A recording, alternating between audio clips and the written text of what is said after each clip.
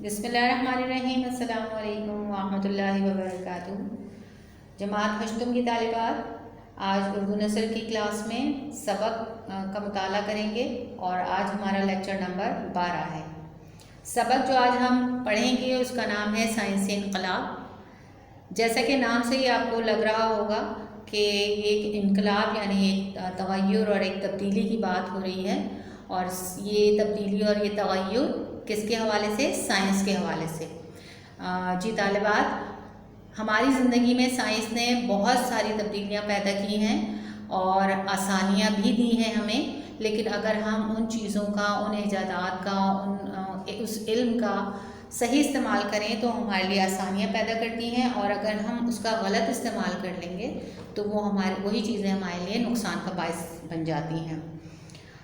سائنسی انقلاب کو دیکھتے ہوئے ایک شعر ذہن میں آتا ہے: آنکھ جو کچھ دیکھتی ہے لب پہ آ سکتا نہیں، محو حیرت ہوں کہ دنیا کیا سے کیا ہو جائے گی۔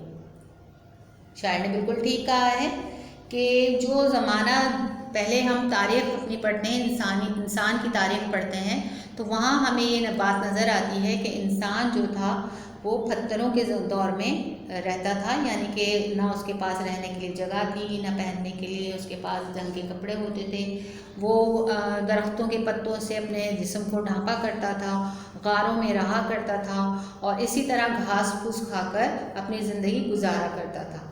اور آج ہم اپنے آپ کو دیکھتے ہیں تو اس وقت کے انسان اور آج کے انسان میں زمین و آسمان کا فرق ہے، اور یہ تمام تبدیلی، تمام فرق کس کی وجہ سے ہے؟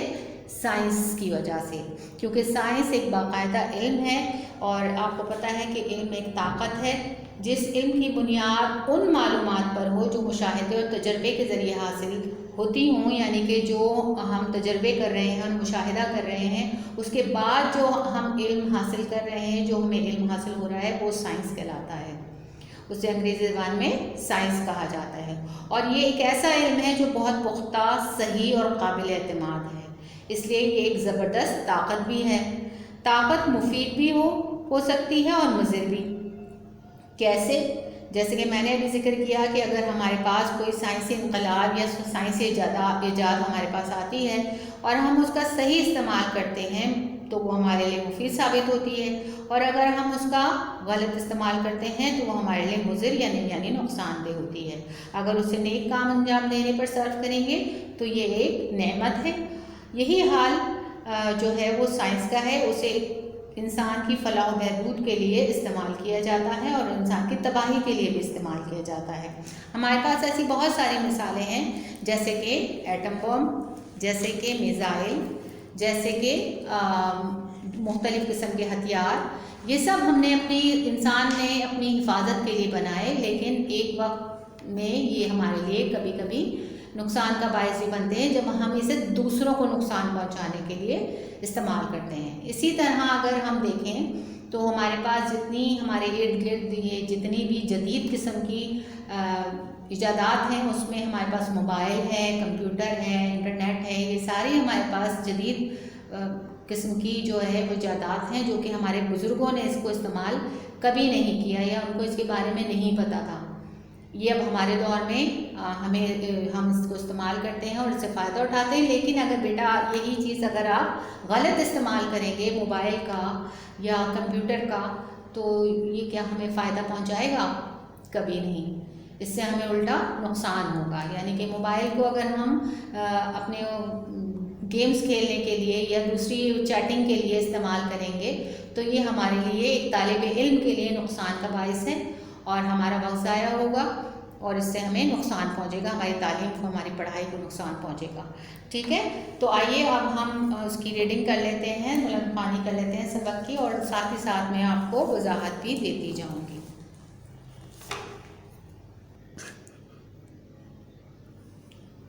سائنسی انقلاب۔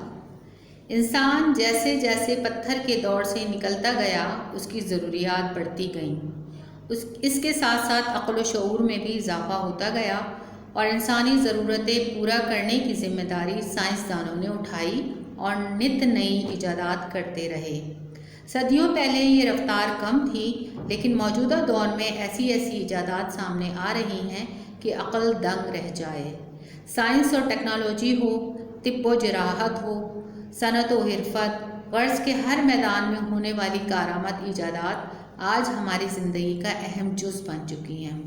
جی طالبات، تھوڑا سا اس کی وضاحت میں آپ کو دینا چاہوں گی کہ جیسے میں نے بتایا تھا کہ انسان پتھروں کے دور میں رہتا تھا، اس وقت جب اس کے پاس کسی قسم کی کوئی سہولیات موجود نہیں تھیں، لیکن عقل اللہ تعالیٰ نے چونکہ انسان کو دی ہے، تمام مخلوقات میں اشرف و عقل کی وجہ سے ہی ہے، اس لیے عقل و شعور میں اضافہ کرنے کے ساتھ ساتھ اس نے اپنی ضروریات پوری کرنے کی ٹھانی۔ اور یہ جو آہستہ آہستہ سب سے پہلے جو ہے وہ ایجادات ہوتی رہیں، چھوٹی چھوٹی ایجادات ہوتی رہیں، انسان اپنی ضرورت کے مطابق ایجادات کرتا رہا، اور سائنسدان جب دنیا میں آئے اور دنیا میں انہوں نے جو ہے وہ سائنس کا علم حاصل کر کے تجربات کرنے شروع کیے تو نت نئی ایجادات انہوں نے بنانی شروع کر دی۔ پہلے یہ کام جو تھا وہ ذرا سست تھا، یعنی ایک ایجاد ہوتی تھی، اس کے کئی سال بعد دوسری ایجاد سامنے منظر عام پر آتی تھی، لیکن موجودہ دور اگر ہم دیکھیں تو ایسی ایجادات سامنے آ رہی ہیں کہ عقل دنگ رہ جائے۔ عقل دنگ رہ جائے محاورہ ہے، اس کے معنی ہے بہت زیادہ حیرت ہوتی ہے ان ساری تمام چیزوں کو دیکھ کے۔ اب آپ ایک موبائل کو ہی دیکھ لیں کہ پہلے جو ہے موبائل میں صرف ہم فون کر سکتے تھے، کسی سے بات کر سکتے تھے یا سن سکتے تھے، یا زیادہ زیادہ میسیجز ہم ٹائپ کر سکتے تھے، لیکن آج ہم دیکھتے ہیں کہ اس موبائل کو جدید سے جدید تر ہوتا جا رہا ہے، اور اس میں آج ہم انٹرنیٹ بھی استعمال کر سکتے ہیں، تمام اس میں جو ہے وہ گھڑی بھی آ گئی، یعنی کہ اس میں ہم وقت بھی دیکھ سکتے ہیں، اور اس میں کیلنڈر بھی موجود ہے، اس میں ہر قسم کی جو ہے وہ معلومات گوگل کے ذریعے ہم استعمال کر سکتے ہیں۔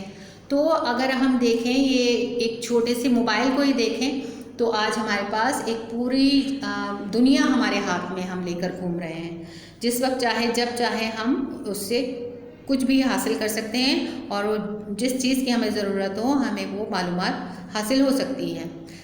سائنس اور ٹیکنالوجی، طب و جراحت، صنعت و حرفت، غرض کے ہر میدان میں، یہی نہیں کہ صرف جو ہے موبائل کی میں بات کریں بار بار تو آپ سمجھیں کہ موبائل اور کمپیوٹر میں ہی جو ہے وہ ایجادات ہو رہی ہیں، ہر جگہ۔ طب و جراحت یا میڈیکل کو لے لیں، سرجری کو لے لیں، اور اس کے علاوہ صنعت یعنی کہ فیکٹریز، ملز، کارخانے، اور اس کے علاوہ جو ہماری زراعت ہے، زراعت کے میدان میں بھی بہت ساری ایسی مشینیں ایجاد ہو چکی ہیں جو انسان کو آسانی کی طرف لاتی ہیں اور اس کے کام کو آسان کرتی ہیں۔ سائنس اور ٹیکنالوجی کے میدان میں ایسی بہت سی ایجادات ہیں کہ انسان حیران رہ جاتا ہے۔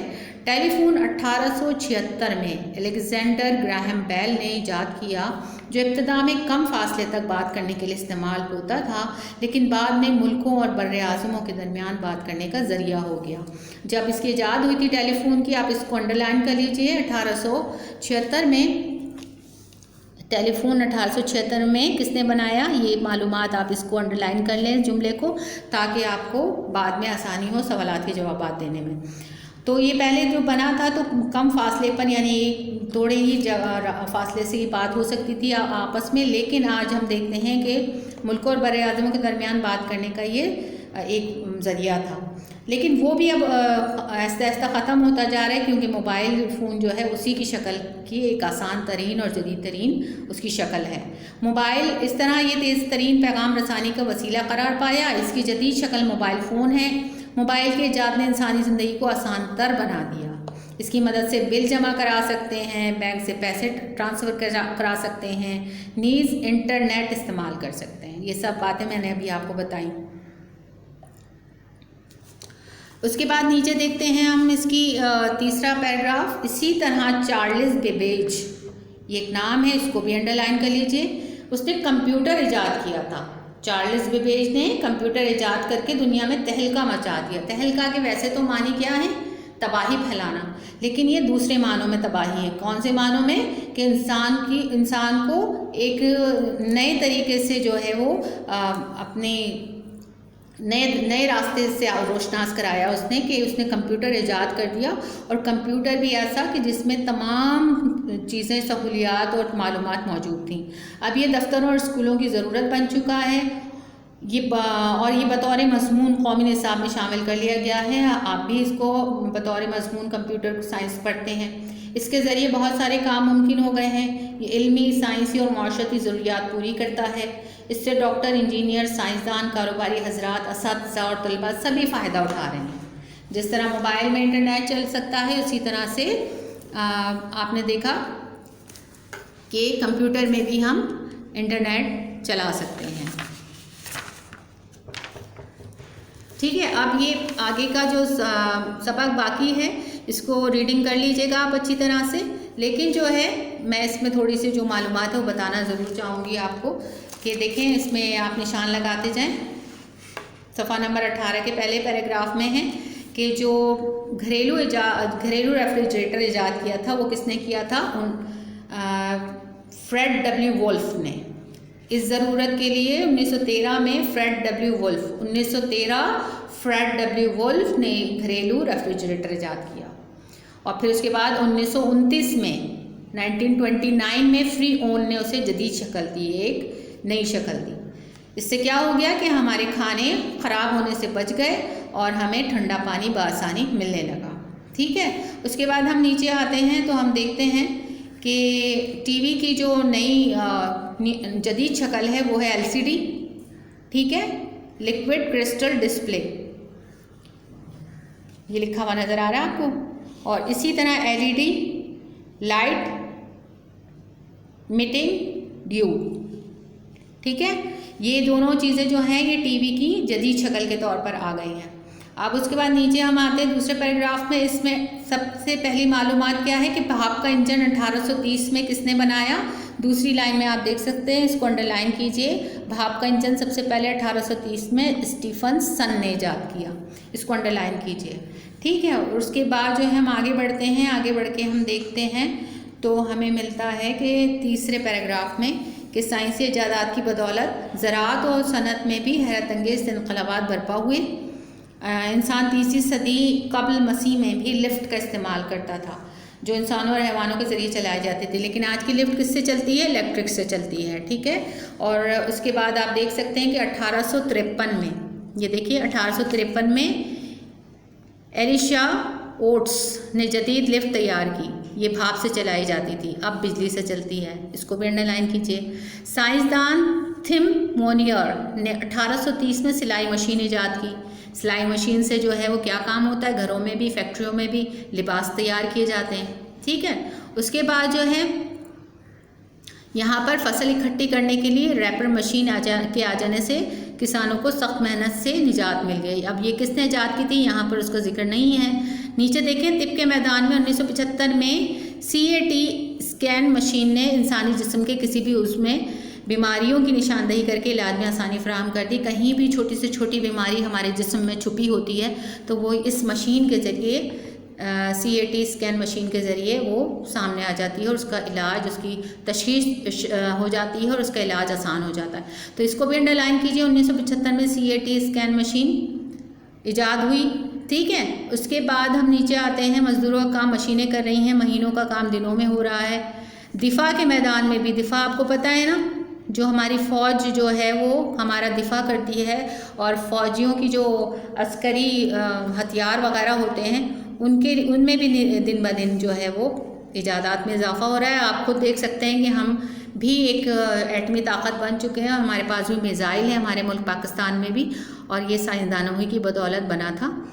ایٹمی توانائی کو استعمال میں لایا جا رہا ہے، اس لیے کہا جاتا ہے کہ ضرورت ایجاد کی ماں۔ جہاں جہاں ضرورت پڑتی ہے انسان کوئی نہ کوئی چیز وہاں ایجاد ضرور کر لیتا ہے، لیکن اس ایجاد کی، اس کے استعمال میں پوری احتیاط اور ذمہ داری برتنی چاہیے جو کہ ہمارے فائدے کے لیے بنتی ہے، نہ کہ ہمیں نقصان پہنچانے کے لیے یا بنی نوع انسان کو نقصان پہنچانے کے لیے۔ ٹھیک ہے بیٹا، مجھے امید ہے کہ یہاں تک آپ کو سبق کی وضاحت اچھے سے سمجھ میں آ گئی ہوگی اور اہم پوائنٹس جو ہیں وہ آپ کو نوٹ کر لیے ہوں گے آپ نے۔ اب ہم چلتے ہیں الفاظ معنی کی طرف۔ جی طالبات، جو سبق ہم نے پڑھا اس میں نئے الفاظ ہمارے سامنے آئے وہ کچھ اس طرح ہیں۔ جراحت یعنی زخم یا گھاؤ۔ جراح بھی ایک لفظ سنا ہوگا، جراح کے معنی ہوتے ہیں زخم اور گھاؤ کو صحیح کرنے والا یا چیر پھاڑ کرنے والا۔ ٹھیک ہے، تو تہلکہ کے معنی ہے تباہی یا ہلاکت کا ماحول۔ افشا کے معنی ہے ظاہر کرنا، کھولنا۔ افشا اکثر راز کے لیے استعمال ہوتا ہے کہ راز افشا ہو گیا، یعنی راز کھل گیا، ظاہر ہو گیا۔ پیشن گوئی کوئی بات قبل از وقت بتا دینا کہ یہ بات ہونے والی ہے کچھ عرصے بعد، تو اور وہ بات ہو جائے تو اسے پیشن گوئی کہتے ہیں۔ دفاع حفاظت کو کہتے ہیں۔ دنگ رہ جانا محاورہ ہے اور اس کے معنی ہے حیران ہونا، ٹھیک ہے۔ اس کے بعد یہاں پر ہم آتے ہیں دوسرے کالم میں، تو جز لکھا ہے یہاں پر، اس کے معنی ہے ٹکڑا یا حصہ۔ وسیلہ کے معنی ہے ذریعہ، دقت کے معنی ہے بے حد مشکل، حرفت کے معنی ہے پیشہ اور کام، انقلاب کے معنی ہے تغیر اور تبدل۔ طالبات امید کرتی ہوں کہ یہاں تک اچھی طرح آپ کو سب سمجھ میں آ گیا ہوگا، وضاحت بھی سمجھ میں آ گئی ہوگی، اور سائنسی انقلاب کیا ہے اس کے بارے میں بھی پتہ چل گیا ہوگا۔ اور یہ انقلاب رکا نہیں ہے، یعنی ابھی اس مسلسل اس کا جو ہے سلسلہ چل رہا ہے۔